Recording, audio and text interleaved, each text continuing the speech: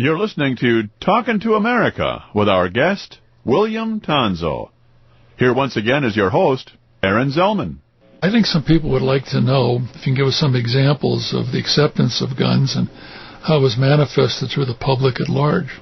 Well, the display of them, we hear so much nowadays, oh my gosh, a gun, and a kid in school can get into trouble even by pointing his finger at someone else and going bang, bang.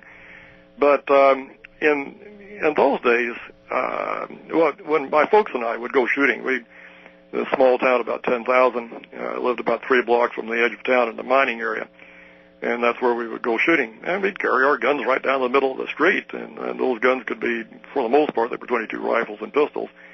But now and again, they would be, 45 1911s or 1917 30-06 Enfields or whatever, and we'd just walk right down the middle of the street with them, and it was no big issue, and you'd see other people going hunting, carrying their shotguns down the middle of the street, and there was no problem in flyover country, that is. And even I understand that, though I wasn't there, that the kids in like New York who were on rifle teams could carry their target rifles on the subways without causing a heck of a lot of no ruckus. I had an acquaintance of mine was telling me that when he was in grade school now, he once took his .22 rifle, I think he had gotten for a birthday, to school with him because he was going hunting afterwards, and the teacher allowed him to keep it in the cloakroom.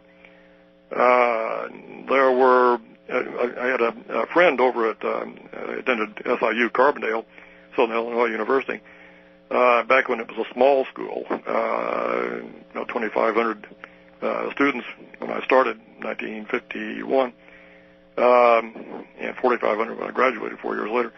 But anyway, in those days, it wasn't uncommon at all for male students to have guns in the dormitory rooms at the University of Evansville where I taught. That wouldn't have gone over very well. A friend of mine had 2 .22 rifles and a single-barrel shotgun, single shot, suspended from his walls, dormitory walls, as decoration. The head resident knew about them, and there was no issue whatsoever.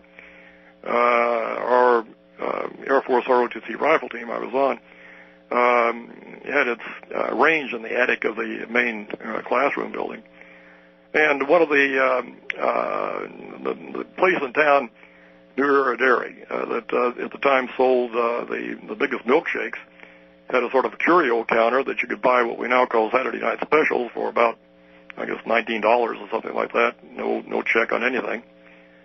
I was in the Air Force out in Montana.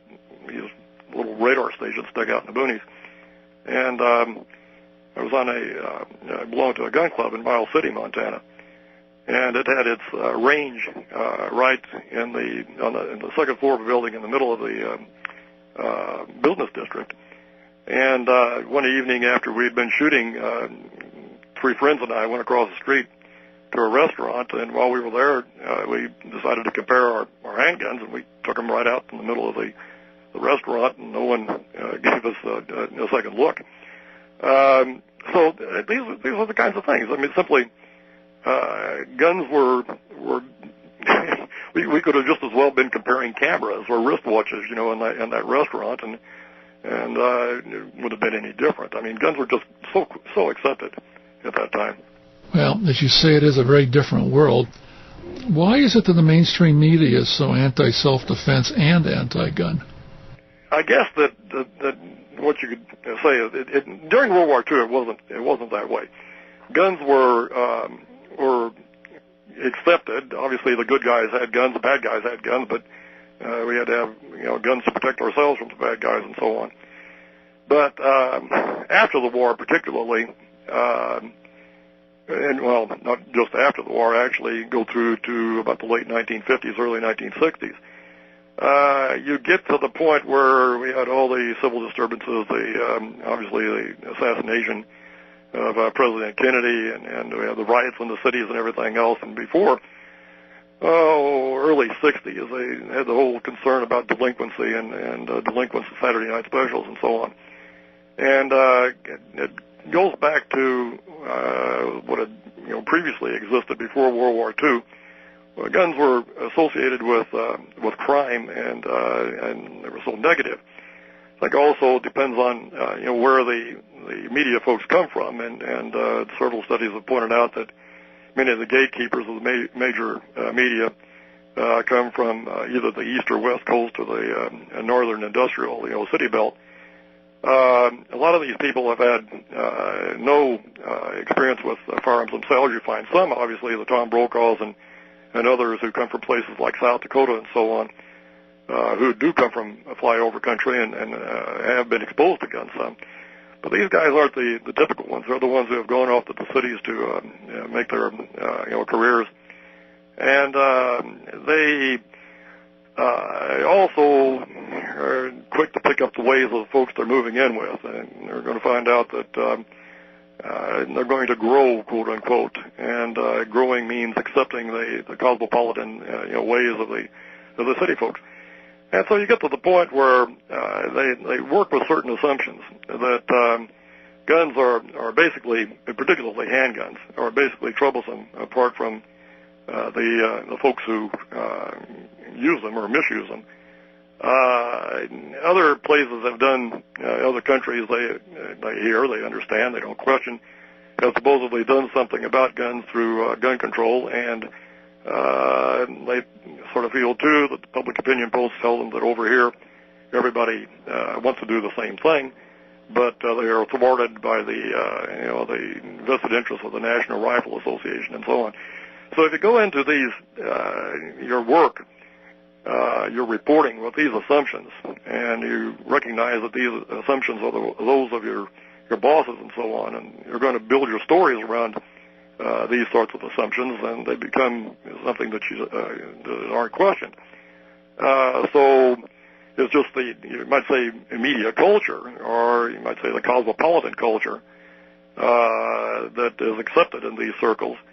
That sort of guides everything that these folks do. Well, I assume you've confronted some of these mainstream media gatekeepers about their anti-gun bias. What kind of experience did you have? Generally, they don't particularly care for it. One that I think you might be interested in hearing about.